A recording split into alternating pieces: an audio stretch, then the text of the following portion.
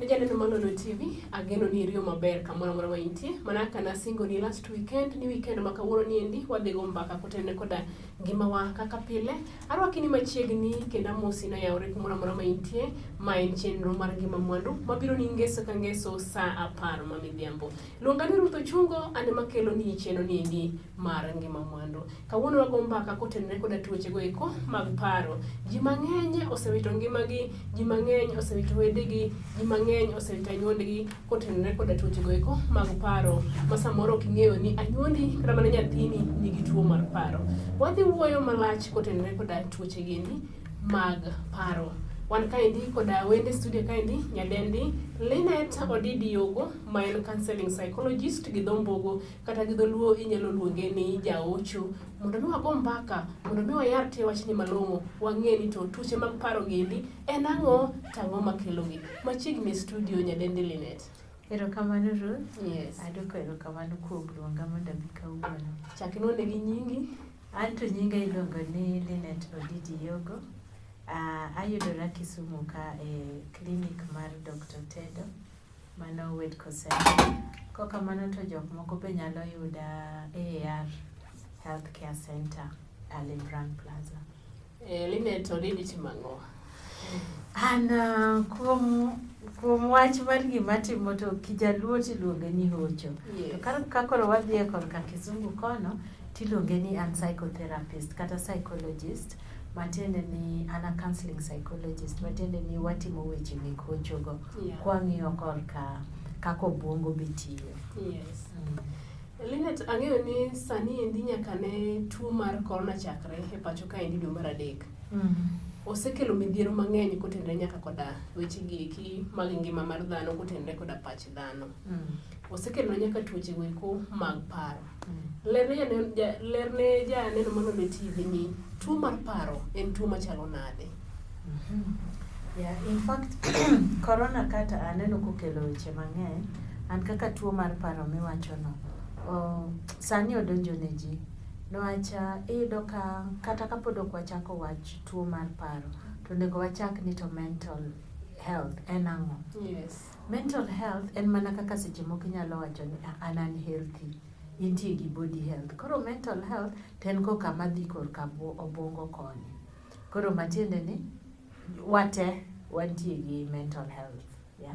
To kakoro seche makoro wadonjo wach tuoche, to wadonjo gimiluongo ni mental illnesses. Yes. Niwach wadonjo tuoche madhi korka paro. Yeah, tuoche mag paro. Ok wadwa wacho ni tuo mar obwongo, wadonjo tuo mar paro. Yes. Tuo mar obwongo be nitie niwach inyalo yudo ni nitie ng'at monyuol ma from the time manonyuole to nitie kaka obwongo ne ok otiyo, koro maybe ok olos malong'o, ok otim gik moko kaka dhano timo.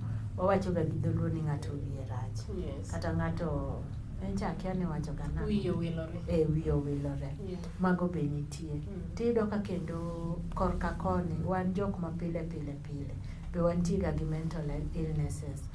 Mano machalo kaka diyud tuo mar homa. Yo korka paro koni be nitie homa mar paro. Koro seche moko iyudo ni ng'ato sana wawacho ga ni ng'ato nigi depression. Kokamano to paro ng'eny. Achiedh nade. Achiedh nade ng'eny. And then seche moko nitie jok moko man gi anxiety. Anxiety akia ni dhi lokne nang'o. En gi gombo mathoth. Aparo ni en gi gombo mathoth. To kendo nitie kaka seche moko gigo miyo timore. En ng'at mok nyal bedo mos. Koro iyudo ni tuo mar paro no nitie sana. And then again kakoro wadonjo tuo mar paro, nitie gimoro masewinjoga ka dhano wacho ndalo mang'eny ni ng'ani madho kong'o, ok owe kong'o. Ing'eni ka ng'ato osemadho kong'o to be odonjo bedo tuo. Waluonge ga ni substance use disorder. Iyudo ka mano be en kuom achiel kuom tuo mag paro go. En achiel kuom tuoche mag paro. En achiel kuom tuoche mag paro. Koro wayudo ka tuoche gi ng'eny. To sana gik ma dhano ong'eyo ni ka ng'ato waloso kuom mental, asewinjo ka ng'ato loso kuom mental illness. In fact kata ka ng'ato loso kuom mental health, to dhano paro ga mana ng'at maringo oko kachacha, ng'at mantie, ng'at makwanyo gik moko. Mago be nitie kaka affect ji. To kawuono sana to nwadwa ni walose ni to homa ma pile mar paro ni ento wanyalo time nang'o. Awinjo ka ichako kanyo ni achiel kuomgi en depression. Yes. Kwanwa moko ma samoro ng'ato nyalo bedo go to kong'e ni yawa kara achiel kuom gima tima niendi gin tuoche moko mag paro. Achiel kuom gi en depression, onyalo to ni onyalo relate gi stress achiedh nade, but koro en stress mokoma. En achiedh nade ma koro tut ma iye mopogore gi achiedh nade ma samoro ng'ato nyalo neno mayot. Mamoko gin magi. Ya mana adier, depression en achiedh nade matut. Kendo en kineno ng'at mantie gi depression to pile pile en ng'at ma sad. Okuyo. En ng'at mokuyo. Tuo mar achiedh nade en obiro gi kuyo mang'eny. And then tuo machielo en ga anxiety. Anxiety en tuo mamiyo idwa ni tim gik moko piyo piyo. In gi gombo malach, gombo mang'eny. Ma kata ka pesa idwa ni mondo iyude e yo mapiyo piyo. Gik moko idwa ni otimre piyo piyo. Kiwuotho tidwa ni iwuoth piyo piyo, ing'eyo. En aina gimoro, ka gima gimoro siko ili. Dhiri ni tim. Gimoro dhiri, gimoro ili ni tim.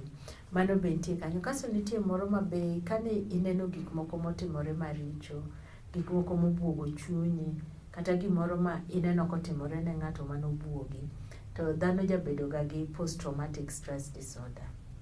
Koro post-traumatic stress disorder ni en gima timo ng'ato ka nineno, ni witness, nineno gimoro mobuogi, kata ineno kotimore ne ng'ato, kata notimore ne in iwuon.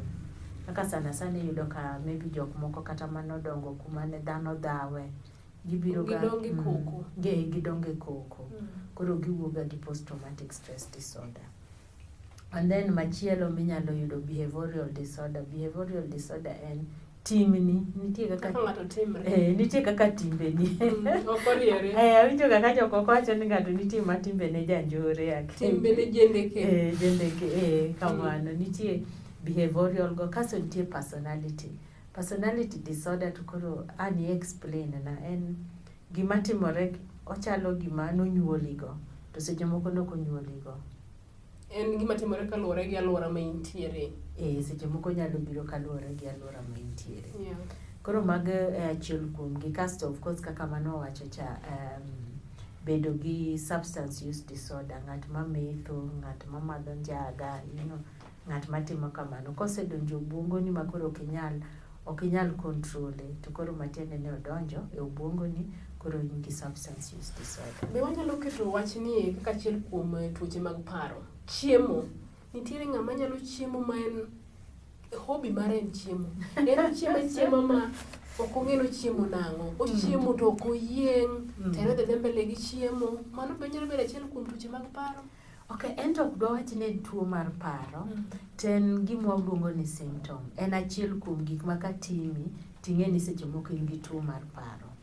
Tiyudo ga sana sana ka ng'at mantie gi, jok moko mantie gi depression seche moko, be chiemo ga mang'eny. Kokamano to ng'at mantie gi anxiety mano wacho cha, be seche moko nyalo keti kodi chiemo mang'eny. To kendo jok ma seche moko nyalo yudo ka chiemo mang'eny to gin jok ma chamo ga substance. Jok matiyo gi yedhe mamero ji jok matiyo gi yedhe mamero ji. Mana kapod wan kar ranyisi manyiso ni ng'ani nyalo bedo kod tuoche mag paro. Achiel kuom gi en chiemo. Mamoko gin mage ma ka ng'ato neno, kata janeno malo ne tiji paneno sande nyalo ni uma koro ng'ani ogike ni chal ni en koda tuo no endo mar paro. Ranyisi mage ma wanyalo neno kopogore gi mano mar chiemo. Seche moko ing'e ni nitie ranyisi ma pile pile. Seche moko kata ng'ato winjo to ok ging'eyo ni magi e gik matimo. Seche moko iyudo ka maybe ng'at moro mane timo gige maber, mane kochiewo to luokre maber, otim gige, tiyudo ka koro sani kata luokruok no ok odwar. To osiko asiko ool. En ng'at ma kochiewo to ool, seche modhi nindo to ool, en ool aola pile. Mano nyalo bedo ranyisi ni nitie gimoro mok ber. Kaso seche moko be kiyudo ka ng'ato kimawazo kuom paro, isiki parori apara, in ng'at ma parore apara, ma onge full stop mar paro. Mano nyalo nyiso mago signs, ranyisi mag tuoche mag paro. To ranyisi moro maduong' ma ka in go to onego ibed ni ng'eyo en ni nindo. Iyudo ka seche moko ng'ato ok nindi. Kiyawo ga Facebook tijaneno ga ni en chak iluongore ga ng'ato nitiere online en online saa 8 otieno kendo chat saa 9 apar saa 10 en ng'at ma king'iyo WhatsApp to osendiko gik moko gotieno no to pod otype ga type to piny osemana koro piny no nindo sadi kineno ka ng'ato timore kamano seche moko it means ni ng'ato ok nyal nindo to kok inyal nindo maber mano en ga ranyisi maduong' ni nitie gima chando pachi to seche moko ok en kata nok inyal nindo moro seche moko nitie ng'at ma koro konindo to en onindo ga ninda ma kochako nindo to kata piny oseru kata piny chal nade en onindo en osiko nindo ga nindo mang'eny mar ahinya no be nyalo min ni ng'ato nigi problem.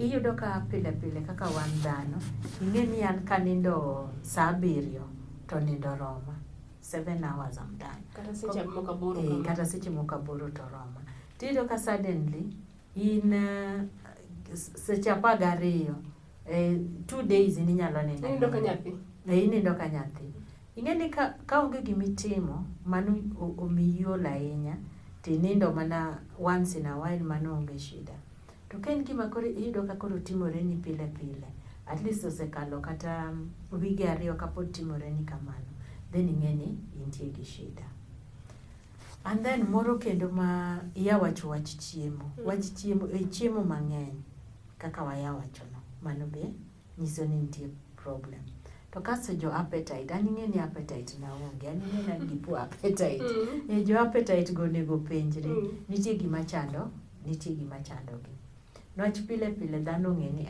an kachamo kata kuon sani to roma tinindo ka koro kuon no ok ichame kata kuota mano matiende ni ng'ama dhoge rach mano be nyalo nyiso ni gimoro ok ber mano nyalo nyiso ni gimoro ok ber koro kaka ineno gi gin gik matindo tindo to kisiki neno gi kosekalo kata wige 2 kisiki neno gi to mano nyalo nyiso ni intie gi problem kasto kidonjo kendo e mood tinyalo yudo ka ng'ato seche moko mor seche moko kuyo ing'e mood ni osiko mana kadhi malo to dhi piny kadhi malo wilore mano be nyalo nyiso ni ng'ato nigi problem kasto ka koro wae mano to kendo moro manyiso ga ni ng'ato nigi tuo mar paro to en ng'at ma en kata inyise gimoro matin to oseyuak en ng'at mosiko yuaka ing'eyo kata ipenje mana ni tang'o matimore to pi wang'e ni kanyo mano sana timore ga ka ng'ato nigi depression okay kaso kendo moro miyudo ni ng'ato en ni osiko wang'a ma en ng'at ma ibiro wang' kata gima tin to osewang'o iye kata gima tin to osewang'o iye mano nyalo nyiso en ranyisi maduong' ni ng'ato nigi problem to ka koro wadhie kaka dendi nitie to iyudo ka chunyi osiko gore matek mapiyo osiko pap chunyi gore piyo mopogore kaka pile mopogore gi kaka pile kaso jok moko be nitie ma in fact kwadwaga ng'eyo kata ni ng'ato nigi anxiety to lweti osiko ka sweat lweti golo luya lweti golo luya ing'e ni dhano ok ong'ega ni seche moko ka lweti golo luya to nok ogol chon mano nyalo nyiso ni in gi shida and then also inyalo yudo ka seche moko kar lweti golo luya no butterflies gi iwinjo ka mor mor chando ich iwinjo ka mor mago be nyalo bedo chunyi be lingre chunyi lingre mane gima nadwaro chunyi osiko lingore kata chunyi osiko ridore ang'e ni sana wan joluo wacho ga ni ka chunya ridore to gimoro osetimore kata dwa timore marach kata gimoro dwa timore kena ena gima timore ma onge sababu onge gima time to mano ing'e ni maybe intie gi problem kimawazo kono nyiredi ne to wang'uke mana gi kanyo matin Meja neno mano ni TV, kutene koda mbaka ma wawuoye endi, wasego mbaka kanyo endi mwang'e ni tuo mar paro en ang'o, waseng'eyo ranyisi mage, wakawo mana yweyo matin kaendi, kawaduogo kaendi, to nyadendi Line pilero ni to ang'o, ere kaka wanyalo geng'o tuoche mag paro endi, mondo mi kik makwa, mondo mi kik ket ngimawa obed kama rach. Luonga ni Ruth Ochungo, ma en chenro mar ngima mwandu. Kawuono wago mbaka kotenore koda mental illnesses kata tuoche go eko mag paro. Kik idhi mabor nikech an ka nikech in.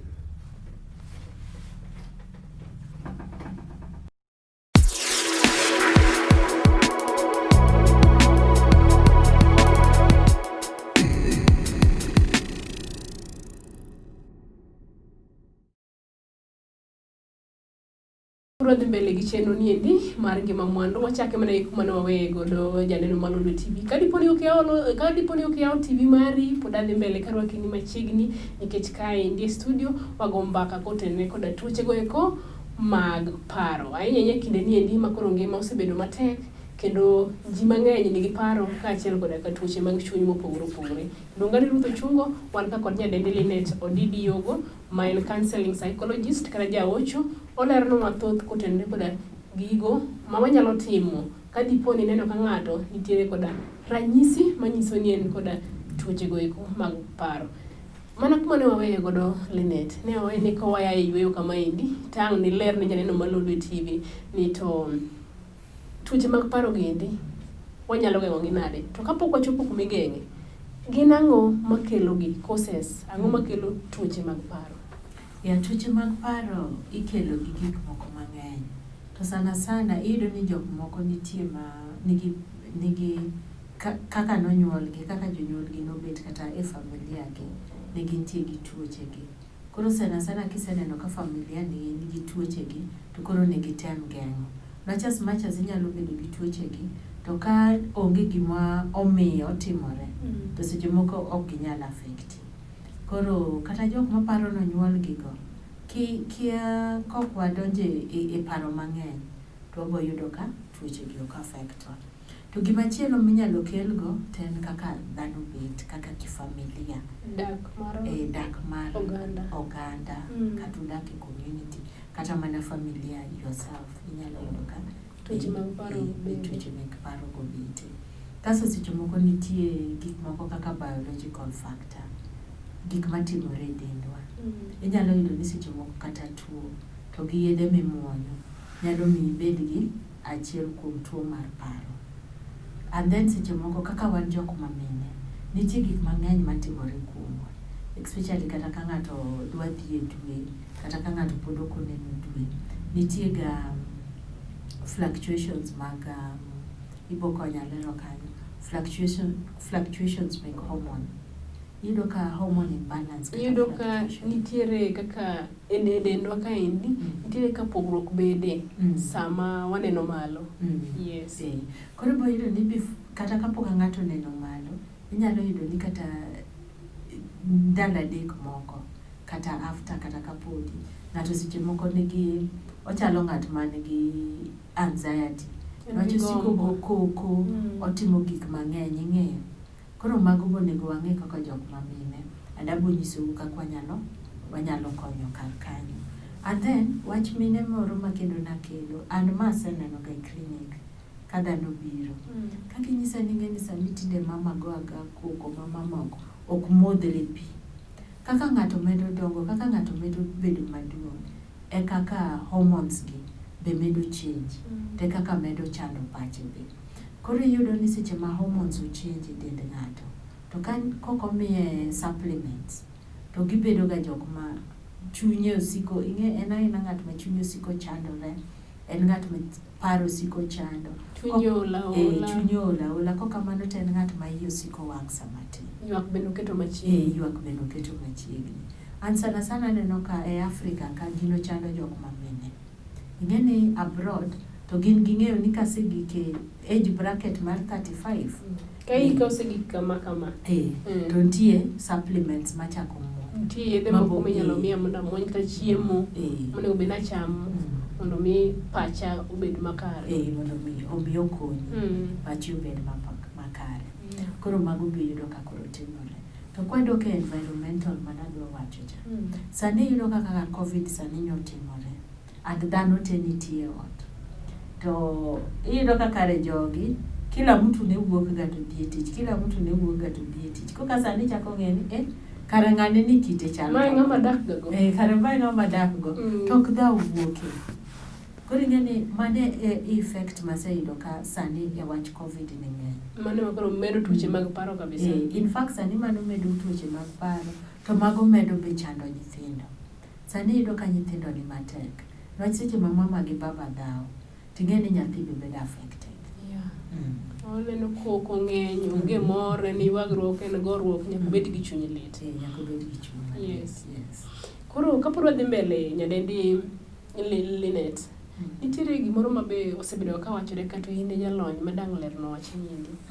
Iboyudo ka iwacho ni, wuod ng'ani osomo ma wiye okethore. Debed ni ang'o matimore ka? Pondo kaneno ka ng'ato somo ma wiye okethore. En osomo mokadho makoro bedo janeko. Mano to kata an pondo kang'e ni mano to dibed nang'o. Pondo kaneno ng'at mosomo mobedo janeko. Maybe kata ka ng'ato dhiga maybe ing'eni ng'ato mondo som to nitie kiwango mogike kata e ike. Koro seche moko ing'eni nyalo riwore gi iga mang'eny be. Nwach iga kaka nawacho, iga be kadhi mang'eny to nitie gik mang'eny ma be chako medo chando ji. En arita machal nade monego bed ni miyo jalno mantiere koda tuo mar paro? Arita kaka onego bed ni irite? Yes. Ng'at mantie gi tuo mar paro to onego wamed temo mondo kik wamiyo med paro mang'eny. To lakini sana sana ka ng'ato nigi tuo mar paro, to en tuo ma in iwuon eminyalo ng'iyo kaka ichako konyori. Sana sana nyaka twa reduce paro. Paro mang'eny go nyaka twa reduce. Koro mano means ni nyaka ing'e ni pachi seche miparo gani. Ing'e ni jok mang'eny weya paro dhi adhiya to ok wachak ng'iyo ni to en ang'o machanda, ang'o manyalo timo kuom gima chanda ni. Mane the first thing monego ng'ato bed ni ng'iyo. Kaka sani iyudo ka jok mang'eny nyoche tich okethore. To koro isiki pare. Yude pesa kine, ngima nyaka dhi mbele, nyithindo nyaka dhi skul. Yes, nyithindo nyaka dhi skul. Ting'eni kisiki paro kamano, ok bi miyi kata mondo i-focus e paro maber manyalo konyi. Koro sani gimonego kila mtu tim, ichak ng'iyo ni to magi gitimore ni kama. Ang'o manyalo timo manyalo konyo kama ntiere. Be nitie kata business moro matin manyalo timo. Ting'eni dhano paro ni ka nitie business minyalo timo to nyaka ikuong iyud pesa kokitime. Nitie moko minyalo timo kata ka pod ok iyudo pesa no. Kata chako gi pesa moro matin. Ing'iyo gimin go kata ot, kaka wan jok mamine. Gimin go kata ot. Anyalo bedo gi mogo mar chapat, to anyalo bedo gi deko. To anyalo tedo tater kamoro kachacha. At least achak yudo gima nyithindo nyalo chamo kapod ang'iyo gik modongo.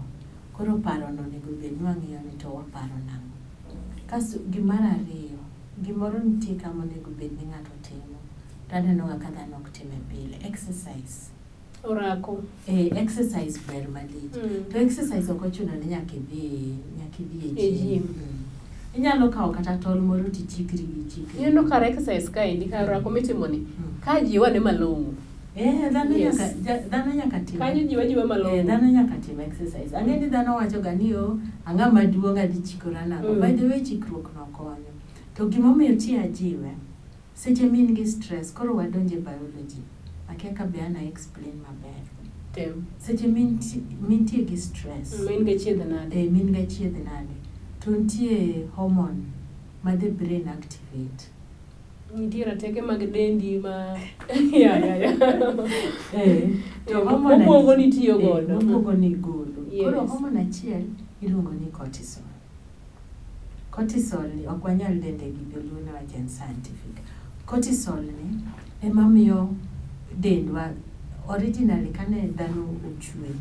To seche ma cortisol odonje dendi no, to miyo lwetegi gi tiendi inyalo ringo kata inyalo fight gima timore.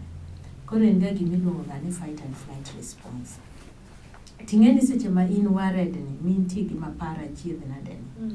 Dendi obwongo ni ok nyal ng'eyo ni ma en gima onego adhaw go kata gima onego aringne.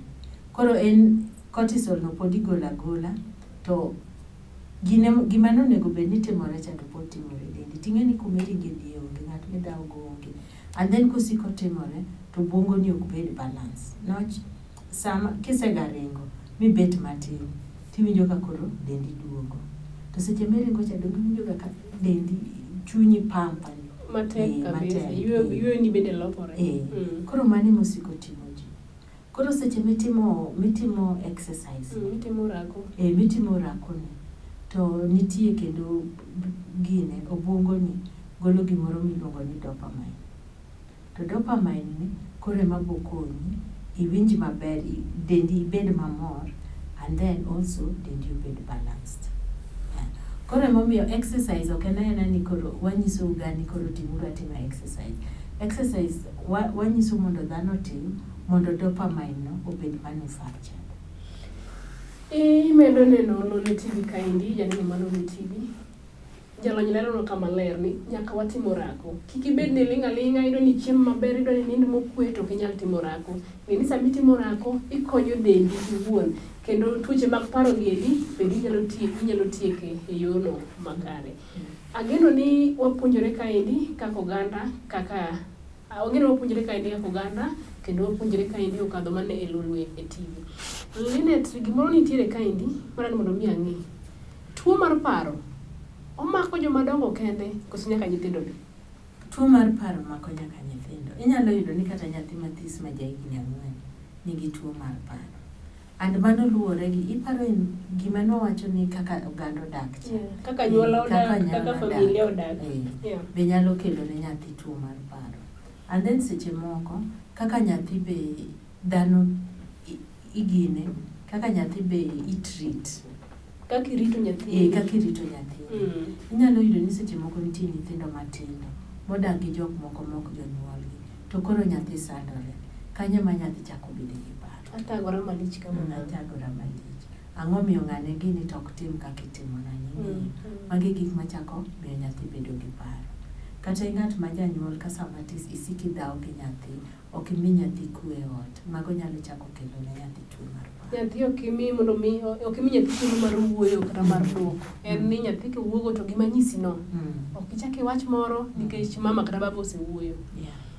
Kumoro moro ma intiere minena watem ni mondo mi wadag kaka owinjore wabedru jogo mago mbaka wabedru jogo mawuoyo kendo irit nyathini ka dipo ni janyuol mane nagi lakseche gendi rit nyathini nikech tuo mar paro mako nyaka nyithindo. Ang'o makele kuom nyithindo? Janyuol musiko mana gi dhawo, janyuol musiko mana gi ote sa chiemo, janyuol ma dhogi wer ma kaka timongi magi te gin gik manyalo kelonwa hinyruok kuom nyithindwa ma wantiere godo. Kapod wadhi mbele kaendi nyadendi Linet aneno ka sa bende koro mayowa wang'wa kaendi ni director nanyisa ka ni Nyagawuol Kaskori aseneno kanyo.